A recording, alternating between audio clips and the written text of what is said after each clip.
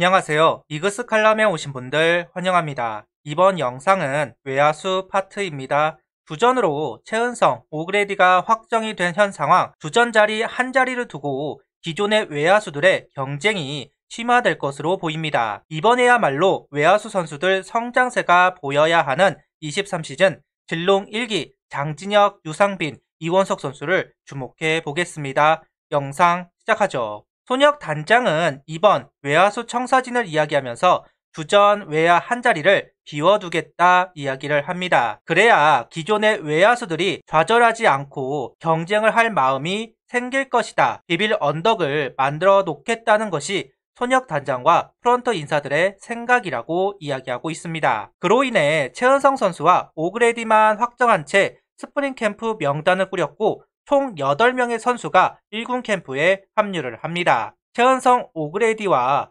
노수강, 장훈호, 이진영 세 선수, 그리고 진롱코리아에 합류하였던 장진혁, 이원석, 유상빈 선수 이상 8명입니다. 영상을 만들기 위해 어떻게 선수들을 나눌까 하다가 진롱 1기 참여한 선수들과 그렇지 않은 선수들로 나누어 봤습니다. 이외에도 퓨처스 캠프에 합류한 유로결, 권강민, 원혁재 선수들과 새로 합류한 루키 선수들도 있습니다. 가장 다양한 선수들에게 기회를 준 만큼 여러 선수들이 경쟁을 해야 하는 외야 파트, 이번 시즌만큼은 꼭 자리의 주인공들을 찾았으면 좋겠습니다. 기존의 선수들이 꼭 목표로 삼았으면 하는 것이 있습니다. 바로 최은성 선수를 지명타자로 밀어내는 것. 한 자리만 보는 것이 아니라 실력으로 두 자리를 만들 수 있어야 한다는 것입니다. 최은성 선수 외야 수비가 나이스한 것은 아닙니다. 이번 손혁 단장이 이용종, 권희동 선수에게 관심을 보인 이유도 최은성 선수의 수비 부담감을 줄여주려고 한 것입니다. 하지만 더 이상의 보강이 안 된 현 시점, 그 역할을 해내야 하는 것이 기존의 외야수 선수들입니다. 과연 이 숙제를 해결할 수 있을까요? 그 숙제를 해결할 선수들 중 가장 먼저 기회를 받을 것으로 보이는 선수는 이번 진롱코리아에 합류했던 장진혁, 유상빈, 이원석 선수입니다. 각자 자신만의 장점이 있는 선수들입니다. 아직은 단점도 확실합니다. 호주 리그에서 많은 걸 배우고 왔다는 새 선수, 제발 주전 선수로 거듭나기를 바랍니다. 먼저 맏형 장진혁 선수입니다. 대학 졸업 후 한화 입단하고 가능성만 보여주다가 군입대 22시즌 제대하고 수베로 감독 눈에 들어 1군에 빠르게 콜업 경기를 소화했습니다. 처음 콜업이 될 때는 좋았습니다. 7월 타율 4할 1분 7리를 기록하면서 그 기대에 부응하나 했지만 그 기간은 길지 않았습니다. 장진혁 선수 단점이 바로 이 부분입니다.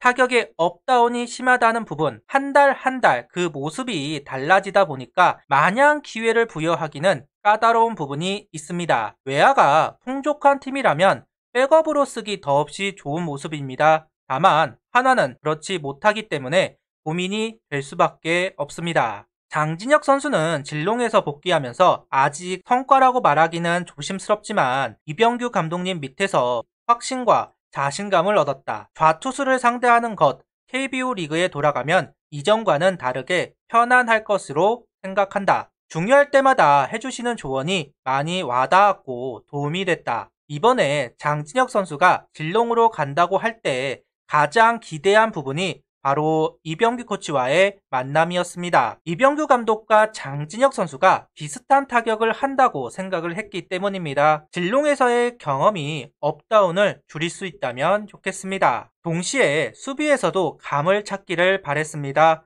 22시즌 그 감이 죽었다는 것이 느껴지기도 했는데요.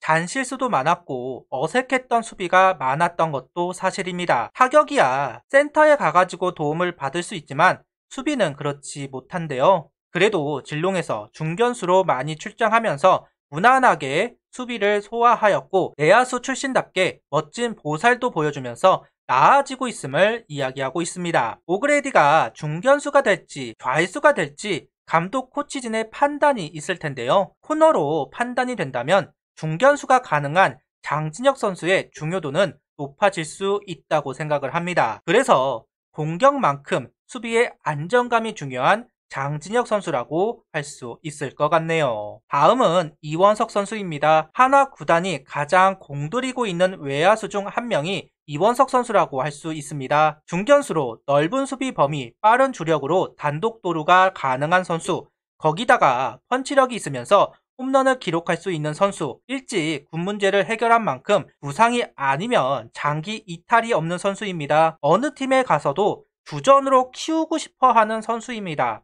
그런데 컨택이 약한 면이 있습니다. 2군에서도 3할을 기록한 적이 없는 선수이고 1군에 콜업이 되었지만 2할을 넘지 못하면서 안착에는 실패하고 있습니다. 이번 질롱 코리아에서는 컨택과 인플레이 타구 비율을 높이기 위해 노력했다고 이야기하는데요. 그동안은 강하게 치려고만 했다. 이제는 빠른 발을 이용한 타격을 해보려고 한다. 인플레이 타구 비율을 높이겠다 이야기하고 있습니다. 타법의 변화가 어느 정도 효과를 볼 것인지 정말 궁금한데요. 질롱에서는 번트 안타를 노리는 장면도 많이 나오기도 했습니다. 2할 때 중반만 나와도 이원석 선수를 활용하는데 주저하지 않을 겁니다. 그래서 생각의 변화가 성적의 변화로 이어지기를 바라고 있습니다. 그리고 유상빈 선수, 현재 하나 팬들이 가장 기대하고 있는 선수라고 할 수 있는데요. 시즌 후반에 콜업 때 임팩트 있는 모습을 보여주었습니다.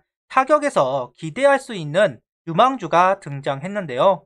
수베로 감독이 인터뷰에서 유상빈 선수를 주전으로 언급했을 정도로 기대를 하고 있는 선수이기도 합니다. 가장 큰 장점은 높은 S존 투구 타율입니다. 스트라이크 판정을 받을 만한 투구 컨택률이 높아 상황이 벌어질 가능성이 높다는 것이 장점인데요. 그만큼 인플레이 타구도 높다라고 이야기할 수 있을 것 같습니다. 단점은 단순한 면이 있는 선수라는 부분입니다. 수비, 주루를 할 때 상황을 보고 판단을 해야 하는데 그 점이 약합니다. 그래서 주루사도 좀 많고 수비 시에도 잔실수가 많은 것이 단점이라고 이야기할 수 있습니다. 고쳐야 합니다. 고치지 못한 채 나이가 들면 이런 말 하면 안 되겠지만 노수광 선수처럼 될 수도 있습니다. 향후 테이블 세터가 되어야 하는 만큼 특히나 주루 쪽을 신경 썼으면 좋겠다는 소견을 이야기해 보도록 하겠습니다. 오그레디가 예상대로 중견수를 해준다고 할 때는 유상빈 선수가 먼저 기회를 받을 공산이 있습니다. 일단 코너 외야는 수비보다는 타격에 더 포커스가 맞춰져 있는 것이 사실입니다. 다른 외야수보다 타격적인 면이 부각이 되는 선수이기 때문에 유상빈 선수가 좀 더 유력할 것이다 이야기할 수 있을 것 같습니다. 일단 보여준 퍼포먼스가 있으니까요. 이렇게 질롱에 파견 나간 새 선수를 묶어서 영상을 만들어 봤습니다. 향후 스프링 캠프로 합류한 외야수들, 퓨처스 캠프에 합류한 선수들을 가지고 영상을 만들 겁니다. 그래도 하나 구단이, 하나 팬이 가장 기대하는 선수들을 소개한 것 같다는 생각을 해보고 있는데요. 이 선수들 중에서 꼭 주전이 나왔으면 좋겠습니다. 선수들이 그 기대를 부응해 주었으면 좋겠네요. 23시즌은 시행착오가 없기를 바라며 구독, 좋아요, 알림 설정 부탁드리며 영상을 봐주셔서 감사합니다.